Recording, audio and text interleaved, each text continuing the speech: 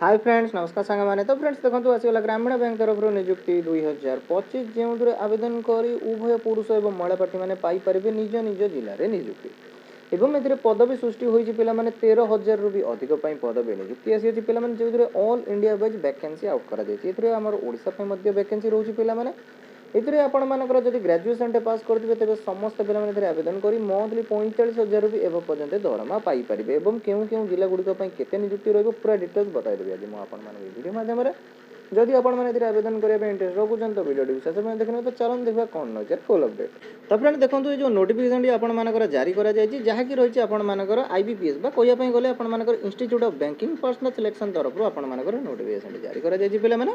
यही तरफ ही आपर जितक सब बैंकिंग प्रोसेस रोचे पे आपर ऑर्गेनाइजेशन तरफ ही आउट करा तो ये आपर देखो पे ग्रामीण बैंक गुड़िक आपर नियुक्ति रही निज निज जिला एवं निज अंचल ग्रामीण बैंक गुड़िक आपने नियुक्ति पाइपर जॉब टाइप टी आपर संपूर्ण परमानेंट जॉब रही सेंट्रल गवर्नमेंट तरफ आपर जॉब टी आयोजित कर ठीक अच्छे अंडर रे आपर जॉब टी रही देखो पोस्ट गुड़िक कौन रहा ऑफिस असिस्टेंट रही ऑफिसर पदवी आपर रोचे ठीक अच्छे देन देखा पे टोटाल पदवी केते आसी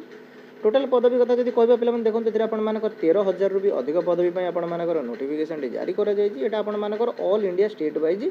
आउट कर तो सबू स्टेट निज निज अंचल ग्रामांचल जो आपर ग्रामीण बैंक गुड़िक नियुक्ति रही ऑल इंडिया स्टेट गुड़िक आवेदन संपूर्ण प्रक्रिया आपर ऑनलाइन मध्यम पे ऑल ओडिशा कैंडिडेट मैंने आवेदन करेंगे ओडिशा ग्रामीण बैंक तरफ आपर नियुक्ति रोचे एवं जार लास्ट डेट आपर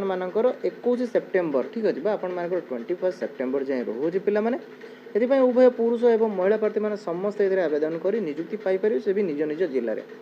एवं देखते पे मुझे प्रथम कही रखुच्छी ये आपर क्वालिफिकेशन डिटेल्स जहाँ कि रही जदि आपने ग्रेजुएशन पास करेंगे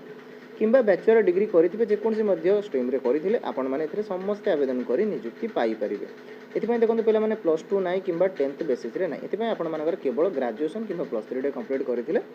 आपने समस्ते आवेदन कर नियुक्ति पाइपर देन तापर देखा ये आपर एज लिमिट कौन रोचे तो मिनिमम एज लिमिट आपर 20 वर्ष मैक्सिमम आपर 40 वर्ष जाए रोचे ठीक अच्छे 20 रु जब 40 मध्य आपर बयस सीमा हो तेज आपने समस्ते आवेदन कर नियुक्ति पाइपर आप देखा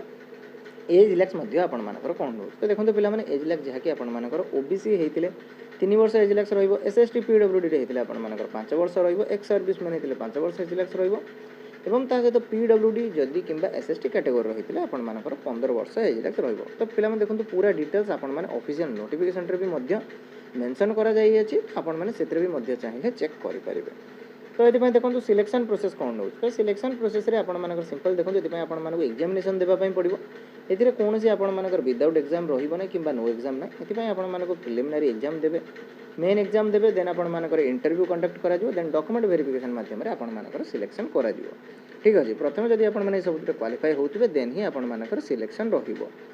देन ए देखा ये आपर आप्लिकेसन फीस कौन रोचे तो जेनराल होता ईडब्ल्यूएस किंबा ओबीसी पिला माने सेति आपर रोचे 850 टका आपर आप्लिकेसन फीस एवं जो वुमेन माने रहिले किंबा जो फिजिकल हैंडिकैप्ड जो कैंडिडेट माने रहिले एसएसटी कैंडिडेट माने रहिले 175 टका आपर आप्लिकेसन फीस रोचे ठीक अच्छे जेनराल ओबीसी पिला माने हेतिले 850 टका देबे जदि आपर एसएसटी कैटेगोरी रहितबे किंबा वुमेन कैटेगोरी पिला माने हेतिले 175 टका आपर आप्लिकेसन फीस रोचे ठीक अच्छे पूरा डिटेल्स टी जानिया पे हेले पिला माने आपण माने यार ऑफिशियल नोटिफिकेशन टी मध्ये चेक करि परिबे एवं नोटिफिकेशन टी आपण मानको हमर टेलीग्राम चैनल देखिबा पई मिल जिवो एवं देखो पे मैंने ये आवेदन करने डॉक्यूमेंट कौन रिक्वायर्ड रही जो आपर क्वालिफिकेशन जो bachelor degree qualification certificate all document required रही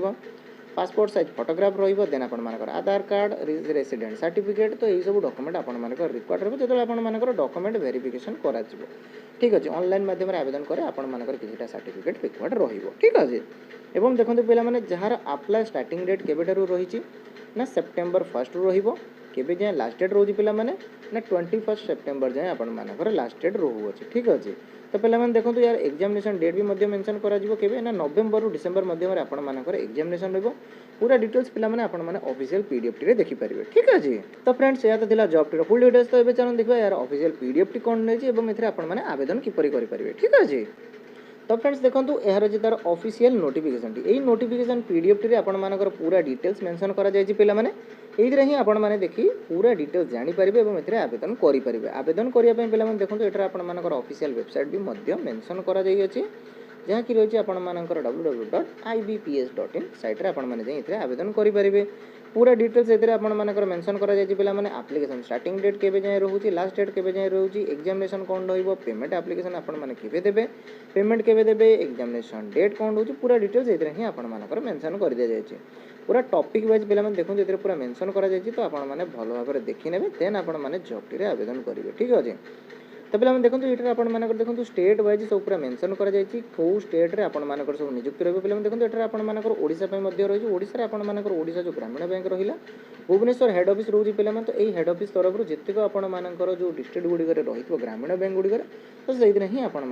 नियुक्ति रही तो सब स्टेट पे देखो आपर मेंशन कर जो हेड ऑफिस गुड़िक रही है। ठीक अच्छे। तो सही हेड ऑफिस बेसिस आपर निज निज अंचल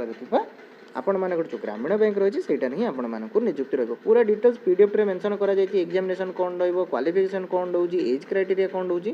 पूरा डिटेल्स आपण माने भलो भाबरे देखि नेबे। एवं देखंतु पिला माने यार आवेदन जो प्रक्रियाटी रही ताकू आपण माने सिंपली ऑनलाइन माध्यम रे जाय आवेदन करि परिबे एवं यार जो अप्लाई लिंक टी आपण मानकु हमर टेलीग्राम चैनल देखिबा पय मिल जिवो। तो जदि आपण माने जे हमर टेलीग्राम चैनल जॉइन करना पिला माने जल्दी जल्दी जाय जॉइन करि जान। ठीक अच्छे। तो फ्रेंड्स या तो जॉब फुल डिटेल तो पिला देखो जदि आपण मानकु आवेदन करबा समय कौन असुविधा आसता है तेज तले कमेंट सेक्शन निश्चय जनइबे पिला माने मैं आउ एक नुआ वीडियो नहीं आसबि आपण माने सेथिरे देखि परिबे किपरि आपण माने आवेदन करि परिबे। ठीक अछि। तो फ्रेंड्स पुणी देखा हबो आउ एक नुआ वीडियो रे।